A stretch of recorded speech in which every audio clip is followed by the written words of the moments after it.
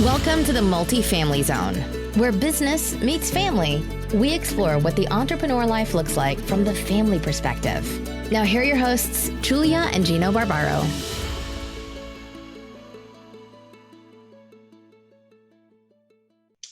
Hey everyone, this is Julia Barbaro, host of the Multifamily Zone podcast. I am here with the co-founder of Jake and Gino, my husband and co-host, Gino Barbaro.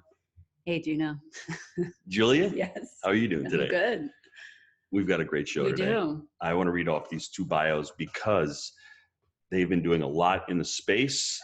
Matt Faircloth, he's the co-founder of the Rosa Group, author of Bigger Pockets, Raising Private Capital. He's been a full-time investor for 15 years. In that time, he's successfully completed projects involving dozens of fix and flips, office buildings, single-family homes, and apartment buildings. He started with $30,000 in a private loan and has now completed over $40 million in transactions. He is an MIHer. I see him out there all the time on YouTube. He's grinding. It just doesn't happen. He makes it happen. His wife, Liz, she's the co-founder of the DeRosa Group. She's based in Trenton, New Jersey. She's the owner of commercial and residential property throughout the East Coast with a mission to transform lives through real estate. DeRosa has vast experience in bringing properties to their highest and best use, which includes repositioning single families, multis, apartment buildings, mixed use, and office space. The company controls close to 700 units of residential and commercial assets. Liz is one of the founders of the Real Estate Invest Her Show community and the co-host of the Real Estate Invest Her Show, a podcast providing straight talk with inspiration for existing and aspiring women real estate investors to live both balanced and financially free lives. Welcome to the show, guys. So good to have you on. Thank you so much. We're excited to be here. Honored to be here. Thank you. So I want a lot of the listeners on our podcast are so they're so interested on how the family dynamics works when you have both spouses working together. A lot of people have a hard time with it. So I want to start there, and I know my husband wants to jump into real estate. I really want to start with the family dynamics. On, can you give us some tips or ways that you go about with the kids? I know you have two young children, you're working together. Give me an idea of how you stay balanced. Yeah, that's a big commitment for us because, it's not always easy. Right. So, I think the first thing is like setting up expectations, like really clearly. Sure. And we've worn different hats since beginning our investing journey.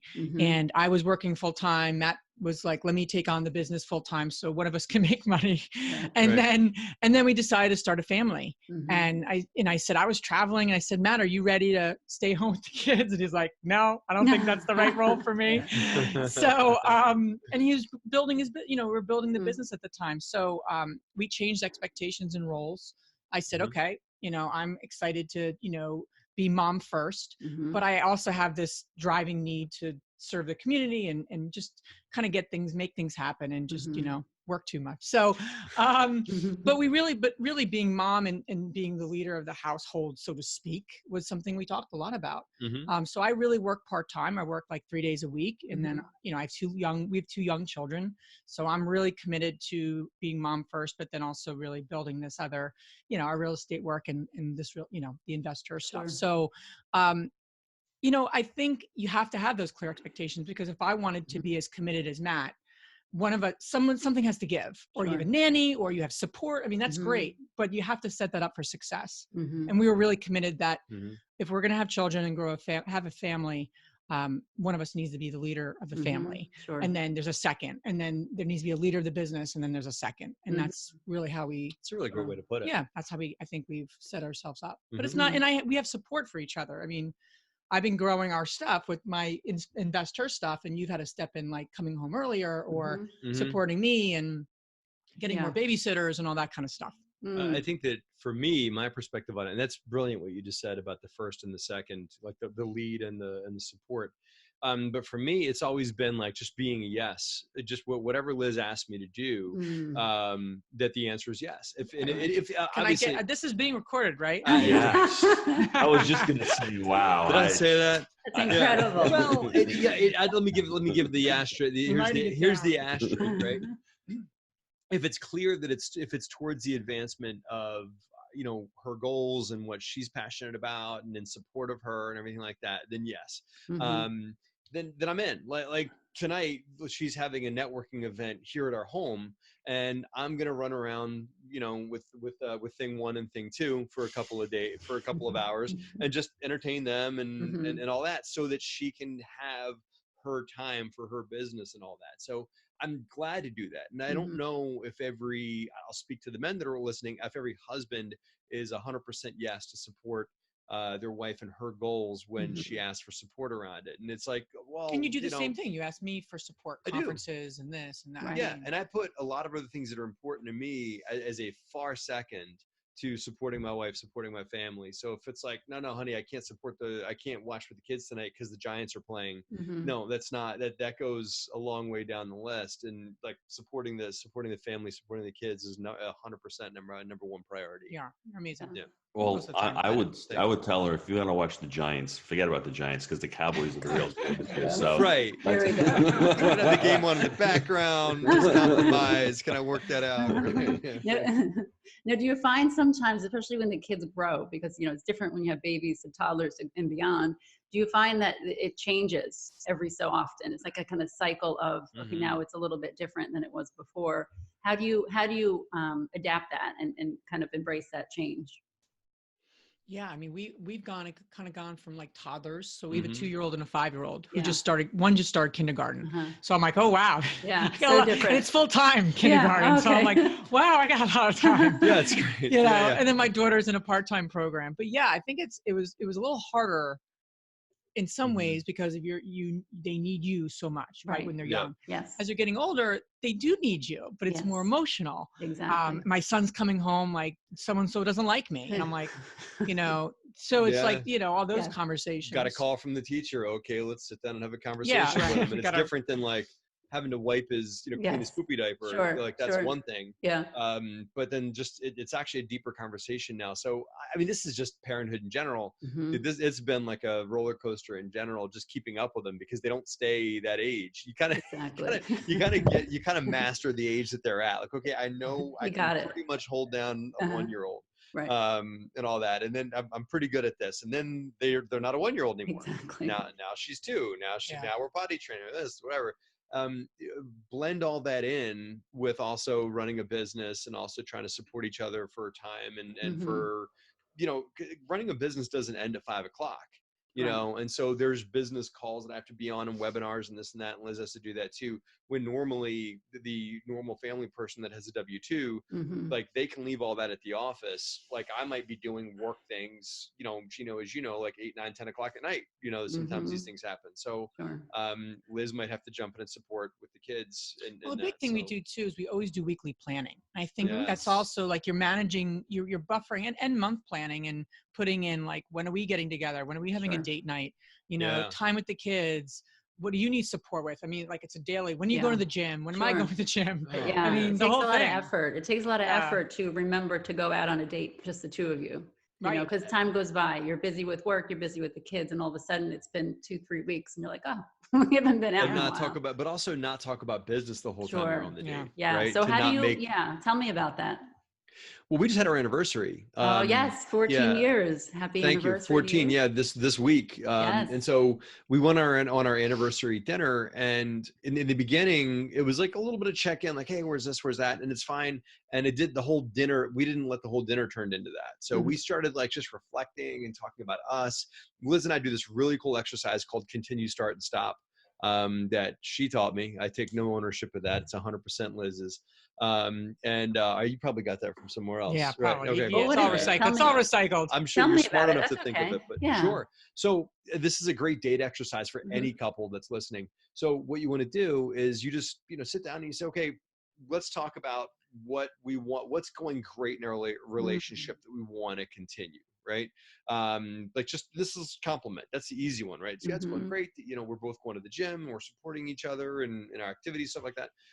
What's something that's not happening that we might need to start? Well, it might be something like, well, this date's the first one we went on in 2 months. So maybe we should start going on more dates, right? Maybe something else that's not there needs to be there that we feel the absence of, right? So that's something we need to start. Then the last one's the hard one. And that's kind of why it's the last one. And that's like something that's no longer serving us, that we're doing, I'm doing, you're doing, whatever it is. And it needs to stop. And that's one where you need to be a little bit vulnerable, be willing to speak your truth, and also be willing to not take it personally. If your spouse tells you, hey, listen, when you X, Y, Z or whatever it is you do, that needs to stop because it's not working for us. As long as it's for the benefit of the relationship, anything's on the table. And Liz and I have found Continue, Start, and Stop to be a phenomenal tool. And it's so simple, but it's one of those things that people don't really think about. You got to step outside the relationship and talk about it. And that's a tool that we've been using on a lot of our date nights, among other things. Sure. And that, but we tend to do that. What else what do you want to? Yeah, no, absolutely. No, that's excellent. Yeah. So I have a couple of comments to make. The first thing is very easy, Matt. I want to make you vulnerable. You need to stop watching the Giants. If you can do that, your relationship will be much better. I'm joking, Julia. It's funny coming from a former New York guy. I know, but I don't know where the Cowboys. Well, you know what it is? Unfortunately, most people who are successful, you're a successful person. You can goal set. You can set off time. People spend 8 hours on Sunday watching football and not spending time with their family and tailgating and not underwriting deals. And then Monday comes and they're not prepared for Monday and they hate Monday. I'm sure when Monday comes, you love Monday. I love Monday because we don't waste the whole day watching TV. And it's my favorite day. Yeah, that's just a day to relax and day to spend time with the family and day to plan for the week. So I actually don't watch football. I was using the Giants as an example because that's a typical guy thing is the Giants. And I was throwing a little love your way, Gino, because I think you might be a Giants fan. I'm a Cowboys fan. I'm one of those guys who's curveball, man. That's because you're a rebel. That's because that's like the Cowboys thing to rebel against all the Giants fans around you when you grew up in New York, right? I'm going to date myself. Back in the 70s and 80s, growing up, there was only, 4 channels, right? So Thanksgiving would come along and the Cowboys would be on Thanksgiving. And I'd be with my cousins and you wouldn't watch any other team and we'd watch them. And it was a bond, right? That's how we fell in love with the team. And then at the time, the Jets, JETS means just end the season because the Jets are the worst team on the planet, right? They are horrible. I mean, it's just painful. Business and sports and family are all the same thing. I mean, if you look at it, it's a framework. Business and family are the same thing. If you're a W-2 earner and you come home, you have to run your family as a business because you really have to put a lot of attention to it. You have to give it a lot of care and you have to be really deliberate. And I know my wife makes fun of me when I say this because she was joking about it a couple of weeks ago.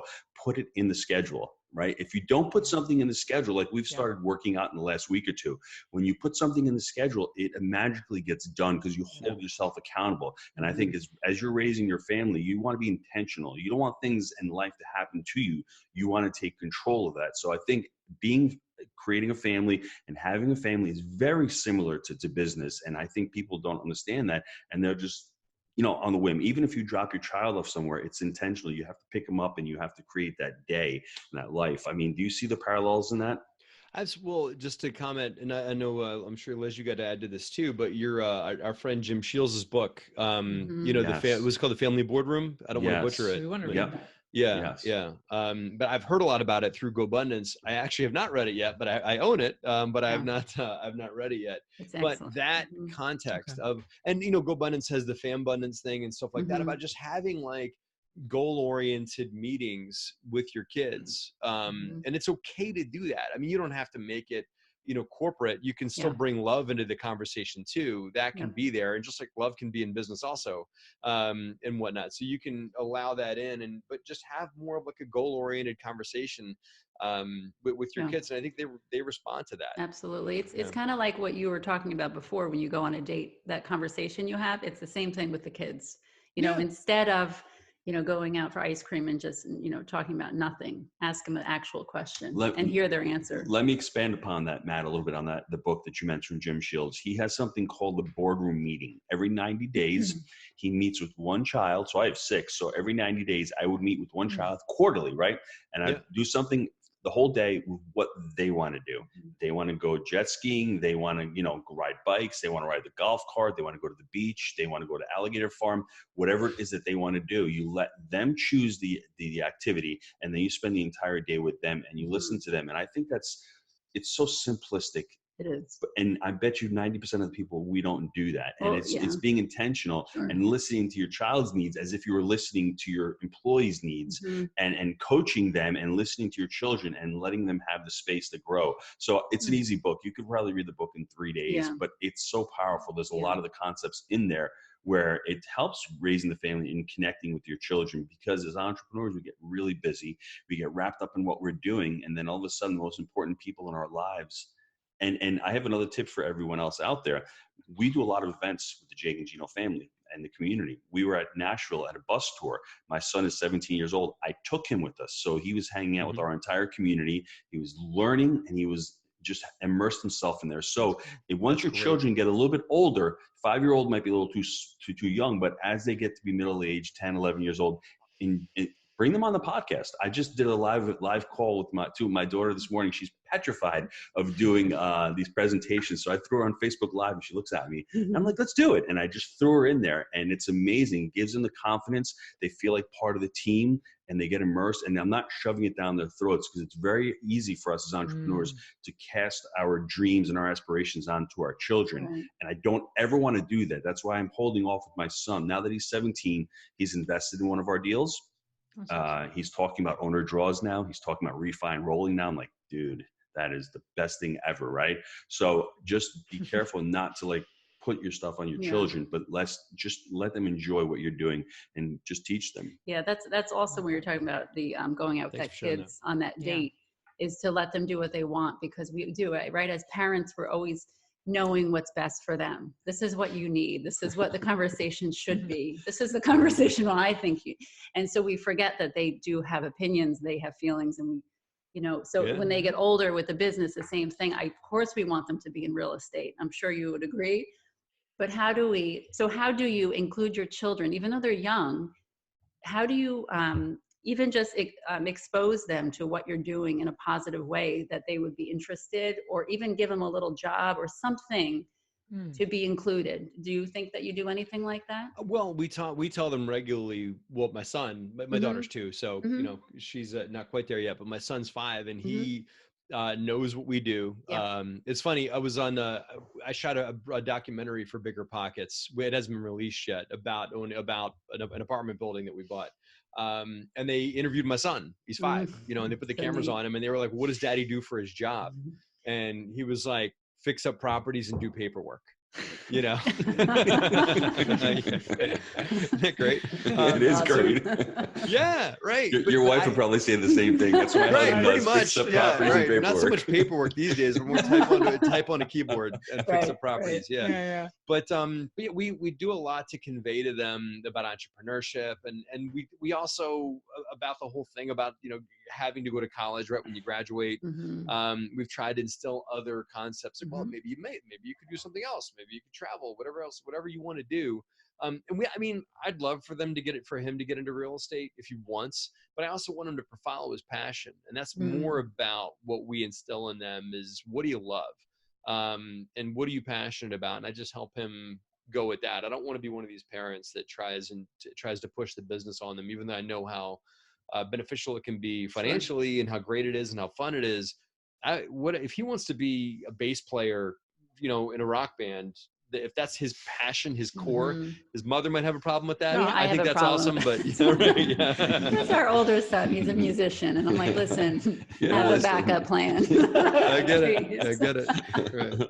But I think it's exposure too. Like we've taken our 5-year-old a lot to different properties. Yes, he's been to most of them. That's big. That's such a big My 5-year-old's been to most of our apartment complexes. Right? Yeah.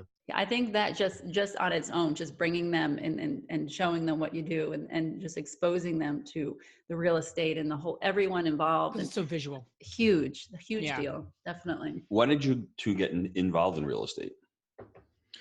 We got involved actually before we were married, which is while we were dating. Yeah, we were buying real estate together. I don't know if I'd suggest disclaimer that so right there. Nice. That, not necessarily the opinions of everyone that everybody should do, but it worked out for us. Yeah, we bought our first property when we were engaged. My father loaned us $30,000, and he took a lot of faith in us, and but yeah, we didn't meet at a real estate investing workshop by any means. We met and started dating, got engaged, and we both played cash flow She got me the to game. Rich Dad Poor Dad. Oh, that's fun. the cash flow That's usually game. where it starts. I'm finding So our that interest that was is yeah. the very, beginning. we Mhm. started together. Our interests started together, and right, we Mhm. took workshop, we took classes together and all that good stuff. That was So our weekend. Some people go to the beach or go on Yeah. vacation or whatever. Liz and We I were would writing go to, business we would go to real plans estate and workshops. we were Yeah. such Awesome. dorks. Yeah. Wow. So I have a question for both of you.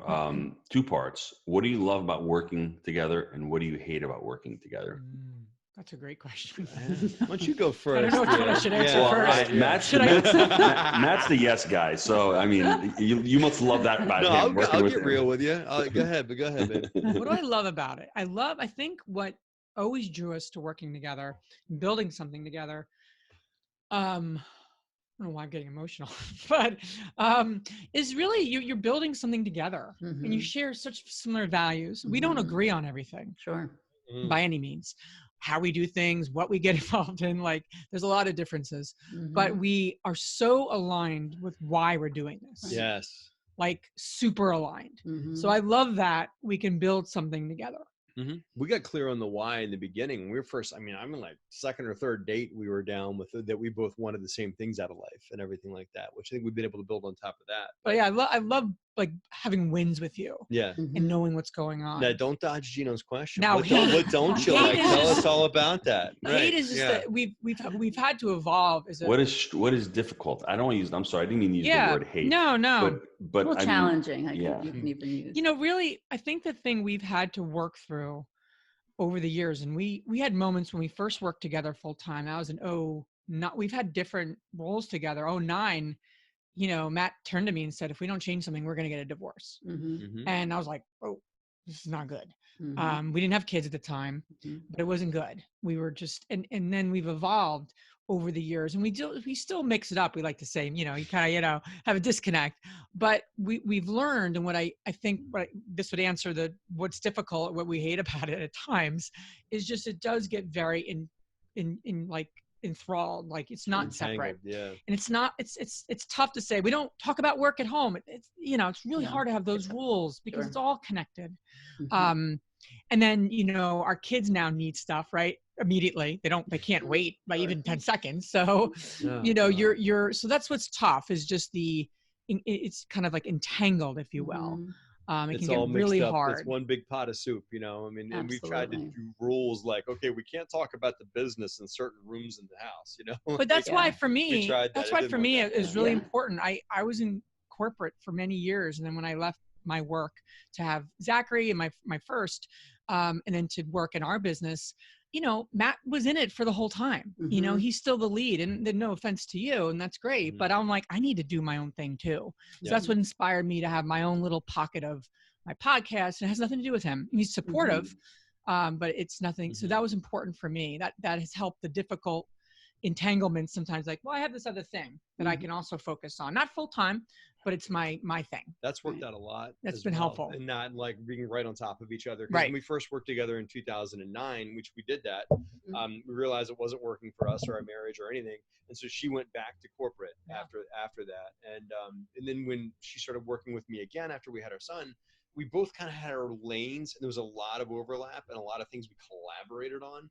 But she didn't work for me. I didn't work for her. We just collaborated on things, and it wasn't it was more of like an employee-employer type of mindset, or just like who's working for who's telling who what to do. In 2009, that didn't work out. So that's what I like now, is the dynamic that Liz and I have in a lot of things, in that like, if bad things happen or whatever, I've got somebody I can commiserate with that totally gets it, that's in the middle of it, that's really like, it's like it's truly having a life partner now. It's not like having just somebody I come home to and have dinner with. And I think a lot of other couples that I know that are not working together, they're just not, I just see that just not as tight as couples that work together, because it's so much easier to grow apart. I mean, there's so many other things in life to focus on, work and, sports, if you choose to go there or whatever, that can pull your distraction away from your marriage and from your spouse in general. But in working together, listen, there's no way I could ignore her. I can't, because she's right in the middle of it. Right. Sure. And so our connection, even though of course we do mix it up and everything like that, but in a lot of ways those mix ups are what tighten us up even more. This is what I love about it is having a true partner. What I hate or whatever it is yes, as Liz said, the entanglement, and sometimes it's just hard to, because there's so much going on, to just have a wife and to just have someone that I can just enjoy life with and have laughs with. And yeah, we like to use the term like be that cheerleader. Yeah. But we've vocalized that, and we're like, okay, you know what, let me not take the business hat off and just be your spouse for a little while. And just if we vocalize that we need keep it, improving it. Yeah. I mean, we're very involved in the investor side of, raising money. And I was helping with that. And I'm like, I said, Matt, we need to hire someone that's helping you with that. That's not working for me anymore. And I'm like, I like being part of it, and I could be strategically involved in that part of it, but I don't need to be like we were talking so much when you're raising money and you're getting to the close, and we were talking every day about Joe Smith and did he wire his money? And I was like, this is not working for our relationship. It's so in it. Like when you're so in it. So the business sort of dominated the conversation. So then we're shifting that. I'm putting a job description together, and we're going to be hiring someone. It sounds like too, it's so great to hear what you're saying, because I feel like that's kind of our relationship as well. But I hear a lot of people say, oh, I can never work with my wife, but it's so amazing because you are a team, right? You are raising the family in a sense, and you do know each other so well. So you know each other's strengths, you know each other's weaknesses, and you can work off that. And it does change over the years. That's why I asked you before about as the kids grow older, but we change too. Our strengths change, our weaknesses. And some weeks we have a hard time with certain things, and he jumps in. Sometimes I'm the mean mom, and he jumps in and he's super sweet to the kids. So it's like we know each other so well that I think that's why having this spousal team as far as working together is actually incredibly great, because like I said, you know each other. When was the decision made to start a family? Because you already married a few years. You probably had really that's a story. Busy careers. You're working corporate, you're flipping homes, you're buying apartment complexes, and then all of a sudden, let's start a family. That is a story and a half, man. You want to tell it? You want me to tell it? Well, we could both tell it. But I mean, so for many years, I honestly, Matt was always a maybe. I was always like a maybe no. I was a maybe he was yes. A maybe yes. I was a maybe no. Okay. Right. And we're both kind of living in maybe one day kind of thing. And I got married. You got married 30. I got married 26, 27. So we were, young compared to a lot of people these days getting married. I guess I'm not really young, but at the time I was the first one out of friends. But then we were married for 8 years. Yeah, we were married 8 years. So most of our friends already had kids by the time we had kids. So anyway, long story short, I always had this. I'm a big fan of, you don't do things just because it's the next thing to do, like you really being mindful. And I'm like, I don't know if we should have a family if I don't have a draw to have children. That doesn't seem like a good idea.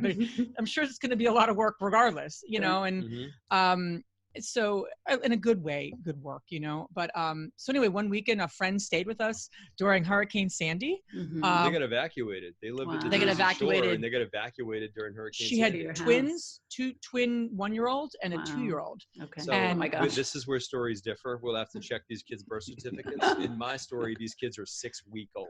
Oh my god. They came to our house. Yes. We always have different 6-week-old. How our kids are born. We have different stories. We have different memories. Absolutely. I'm pretty sure they were 6-week-old. Go on with your version.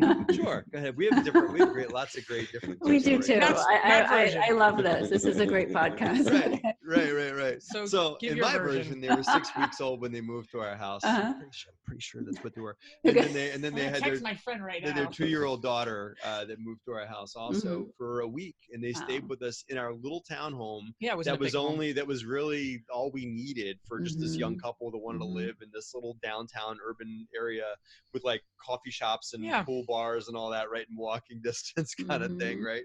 And that not really designed for family. And so this entire family comes and lives with us for a week. Wow. And I thought we were going to be completely no after that, after having that whole, like we had a hurricane or tornado or hurricane outside our house and a hurricane inside our house too. It was just mayhem going on. And then after they left, go ahead. After they left, I was like, I think I want kids. Wow. He's like, what? Just whatever. I'm like, something shifted. So what did you see? What changed? The liveliness of the home. It was empty when they left. And it's not like I knew these kids like amazingly well. Or I had this bond. I mean, they were adorable kids, but I had this like sense of like emptiness. Yes. Yeah. She was like, our house was alive and there's so Yeah. much going on. And I'm sitting here like, there was a big mess going on. All that. That's right. This was insane. Bye. See you later, guys. Like, So, I was like, yeah. I was more inclined to just, Yeah. that's awesome. But you go home now. But Liz wanted that, I don't use the word clutter, but just that like the house was getting used and things were getting consumed and there's always something going on and just like there was and spending a long time with kids. Yeah, it was really neat. Because we had nieces and nephews, but you didn't spend more than a couple of hours with them, and so being able to spend days with kids is different. Made me want to have kids. Yeah, so Yeah. people always think it. People are like, I would have thought you would have said the other thing. Yeah. And I mean, it was like a couple of months before we were pregnant within a couple of months. Yeah, and I was 35. I was 35 at the time, so we're like, let's. Yeah. This is the decision we're moving. Let's make it happen. Yeah. So you kind of saw the love in the house. Yeah. Yes. Thank you. Yeah. That's that was the word I was grabbing for. That's exactly what I. And you can't describe it, right? You just feel it. Yeah, so two observations. It took the storm of the century. Yeah. To have that revelation, huh? I guess God works in mysterious ways, right? I was saying that. Like, what's the chance of that? That was happening? like, that storm was like, it reached up to New York and 60-mile-an-hour winds, and wow, took that. Well, it's funny because a lot of people were traumatized from Sandy, but look what happened with you guys. Did a bunch of craziness on the East Coast, and also we got pregnant. Yeah. That's awesome. That's awesome. And Matt, the second observation is I only wanted 2 kids. So I've got 6. So don't ask me how that happened, right? So it's like, what are they all twins? How did that happen? No. 5 to 20. 5 girls, 1 boy. Yeah, 5 rows. Oh, I get it. The boy's the oldest. The boy's the second. The second one. That's always confusing to people. Yeah. Like, is he the last? No. So it's funny because being an Italian, the boy means everything in life. Right. Sure. So the first one was the girl. The second one was the boy. And after that, everyone said to me, you're set. You've got a boy and a girl. And I'm like, yeah, maybe. And then I had the third one. Then I had the fourth one. Then I had the fifth one. And you fall in love with them. There's something about it, like you said, there's just joy in the house. I get that. They make you laugh. You hug them. You have oxytocin going all over your brain. And it's just that wonderful feeling that you can't describe to people. And you know what? It's just like running a business because it is the hardest thing you'll ever do. But nothing in life that's easy is worth having, right? Yeah. I mean, is it hard? We had spoken on our podcast, Matt, about a year ago when you had raised the money and you had done a 1031. And how difficult was that going through all that whole process? My teeth got kicked in, man. Yeah. That's it's coming around a lot, and I've gotten a lot about it. And then Liz, actually, when I wrote my book for Bigger Pockets, Liz encouraged me. She was like, you need to tell that story. Mm-hmm. It was very hard for me to do it, and I did. But I'm so grateful I put it out there because it's somewhat therapeutic to talk about it. And by the way, we've already gotten 1 settlement check, and we're looking at another one coming back too. So that's worked its way out, and it's in the middle of working its way out, which is really I'm glad that it did. But you want to talk about your spouse supporting you thick and thin, man. I mean, that like Liz was instrumental in helping me, clean that up and think positively about it and shake it off. Talk through a lot of like scenarios. That. Oh man, we shed a lot of tears about it and everything like that and got through it. But Liz was instrumental. And talk about like leveraging your spouse when you're in the dumps. I mean, she was fantastic, phenomenal. So what were the learning lessons on that adventure?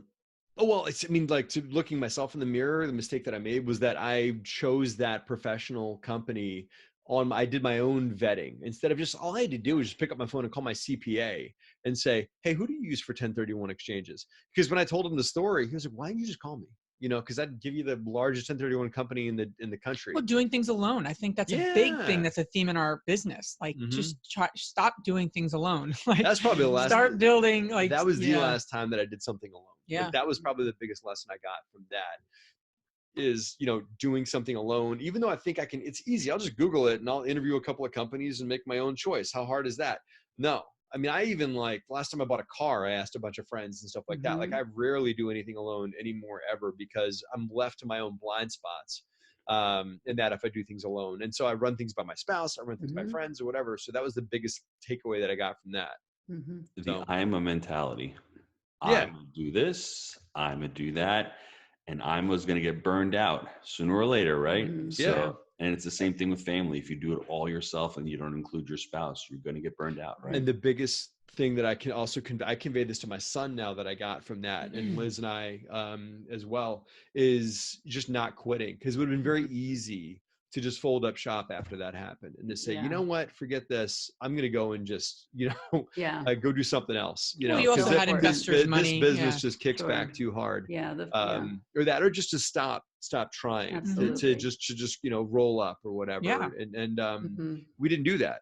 We decided to get through it and persevere and to get up again. And that's what success is, really, is getting up again after a failure, after a setback or whatever. Sure. And that's actually a good point. What you just made is that showing the kids that you don't give up, you follow through, because they watch you. You are their ultimate teachers.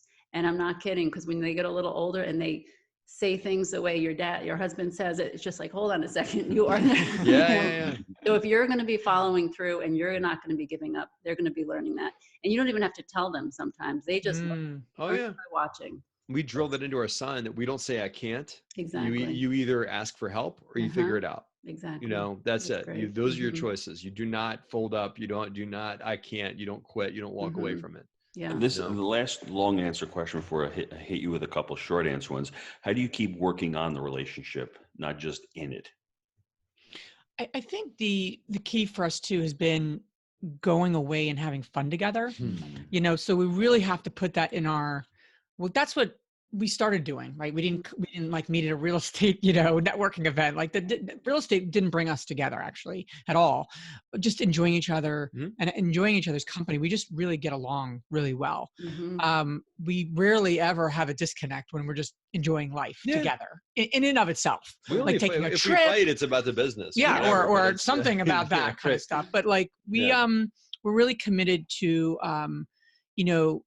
we haven't been as structured this year, but every other, date nights monthly is really helping us work on our relationship. But also, we like to have a show together. We like to watch a show together. So then we start talking about that. Definitely. And that's helpful for us. Sure. We don't find it as a waste of time. We find it as like a way to come together. Absolutely. Because we're able to like, hey, because I fall asleep all the time. I have to ask you what show. We're really in between right now. We just finished up a bunch, not a bunch. I feel like that's all we do is watch TV, but we really enjoyed, what was the one? I was forced to enjoy Downton. Wow, you were forced to that situation. Because she had to watch together, Stranger Things, we really enjoy.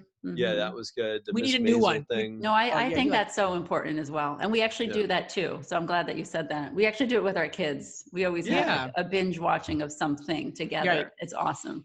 Right. I'm looking forward to that. Yeah. And then the other key things, we like to take long weekends, like one every, maybe like 2-3 times a year, 4 times a year, where we just go away for the weekend and we get support. That helps us work on the relationship. So it's not just a date night, can be sometimes really quick, scheduled, but when we go away together and we're sometimes without our kids, that's why I really am excited to go away soon together. Well, the Bigger Pockets conference doesn't start till Monday morning. We're going to Nashville. We probably did it quarterly. We're going to Nashville on Saturday. We did January. We're going to go hang out and go hear some live music and, go dance badly and stuff like that. And, I don't know about that, but. Right. Maybe you'll dance badly. I will. Yeah, I'll sit at the bar. I'll sit at the bar just watch you dance. That'd be really funny. There you go. But really, going away at least quarterly for us is really, really helpful without the kids. One night, 2 nights, doesn't have to be like a week. But that's really, really very helpful for us. Yeah. We also, that's awesome. This sounds funny, but about keeping the relationship going is we renew our vows every 5 years. Wow. So we've been married for 14 years. We're starting to talk about what we're going to do to renew our vows next year for our 15. Right. But we did on the beach in California, in the same location that I proposed to her. We worked our way back there and we renewed did our 10-year on that same pier in California that we got engaged on. And then we did a vow renewal for our 5-year right here in New Jersey, or across the bridge in New Jersey. So that's really beautiful. Cool. Yeah. Wow. That's awesome. Wow. So short answer question. What is each of you's best habit for success? You go first. Oh, you're deferring to me? Such a So I plan my week pretty regularly. Mhm. Like when I plan my week, plan my day.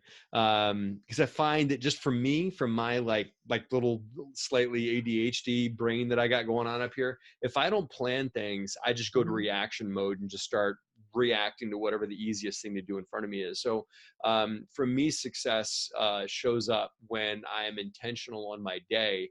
And I take where Liz and I want to go for a year, my year goals, I break them down to like what I got to do that week to make the year thing happen. And then I look at the week goal and I do like this thing that she makes fun of me on. I just take a note, like a yellow pad out.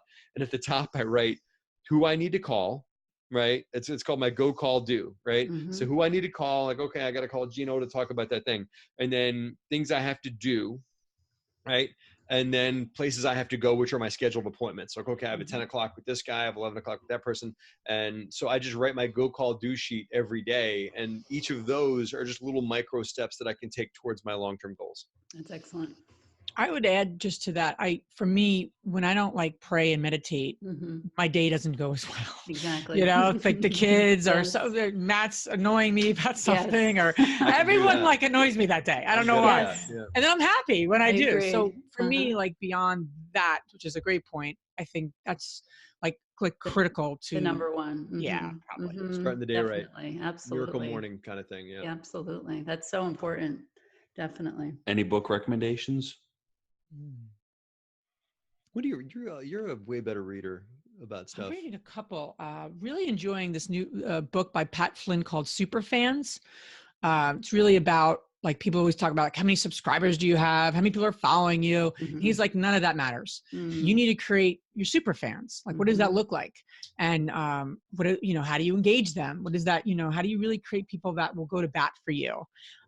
So anyway, that's one that I'm reading and I'm really enjoying. I would throw in the 5 love languages. We're re-listening to that. Yeah, because we read that. I forget what my love language is. We read that years ago. Well, it changes too. Yeah, it changes too. It does. Yeah. Because Liz and I found that we just weren't communicating to each other in the right language. We're saying I love you, but the other person wasn't hearing it. Sure. And so we had to shift the way that we say I love you to each other, and it made all the difference. Yeah. So. Yeah. You guys are an amazing couple. I just want to say that. And I love how you just kind of evolve when you realize, just like you just said about the love languages, that you change as you grow, because we're so different, right? When we got married, when I look back, I'm like, oh, like to think about how we were. I was really not there, let me tell you. And it's taken me a long time to get where I am. But it's beautiful because you do grow together. And so Yeah. in a marriage, you grow together, and it's beautiful to watch each other just spiritually, every way, grow together. And especially when you're working together, like we were talking about, it's a different, and that's why I always encourage people to work together, because you kind of connect a little differently than if you don't. So I just love it. I love to hear your story. Any parting thoughts, guys, as far as what you want the listeners to take away as far as working together, as far as setting goals for the family? I think the only other thing we didn't really mention that I think is really helpful is you need to grow personally. Like, what are you doing personally? Absolutely. What is the relationship? What do you work, like, what are you doing just to focus on your relationship? And then what's the family dynamic? And what's the goal? What are you doing for the family? And I think when you miss one of those 3 things, something's not like, if I'm not getting personal, like I'm not working out, and then I'm like, oh, then or you're just focusing on the family. And some couples will just focus on their kids, and then their relationship is going down a spiral in a bad way. So I think that's really helpful. Like, he wants to go to Atlantic City one week, and I'm like, go, that's awesome. Great. If he's doing it every weekend, that'd be a little different, but he needs that personal, to me, that's personal. Or me going away with the girlfriends, that's personal. That's just me having fun. And I think that makes our relationship and our family stronger. I think that I'll also add on in that taking on intentional growth initiatives together as a family, well, eventually as a family, but as a married couple as well. Listening to a book or reading a book together. Well, not just that. When you and I first got married, we did landmark education together. We've done like experiential style weekends as a married couple. And I think that a lot of people they'll go to Tony Robbins by themselves without their spouse or whatever it is. I think that just immersing yourself in things that are life transformational with your spouse. Why wouldn't you do that with your spouse together? So you can experience that transformation together. Whatever it is, it's going to draw you together if you do it together. Or it's going to draw up conversation that you guys can have or whatever. So Liz just and I, therapeutic. Yeah. Liz and I have done those experiential weekends and things like that together. And it's given us more and more tools to use in our communication with each other. And as we change through those experiences, we change together. That's awesome. Excellent. Listen, we want to thank you guys for taking the time out and sharing your story with their community. How can people get a hold of you? Absolutely. Well, everything's at, I mean, if I can, just derosagroup.com Sure. is that's our central point website. And on that website, they can check out the book, Raising Private Capital. They can link over to our YouTube page, which has a lot of the education that I do on real estate. And they can also link over to the Real Estate Invest Her show right there on the website as well. For the women. Yeah, for women in investing as well. So it's really, the DeRosa Group's website is a hub for anything that they want to know about us. It's really all there on the website. That's perfect. Great. We want to thank you Matt. both Thank you, for Liz. being on and sharing your story with us, and continued success. And we'll see you in Nashville in about 2 weeks. Such an honor. Thank you so much for having us on our show. Thanks, Absolutely. guys. Take care.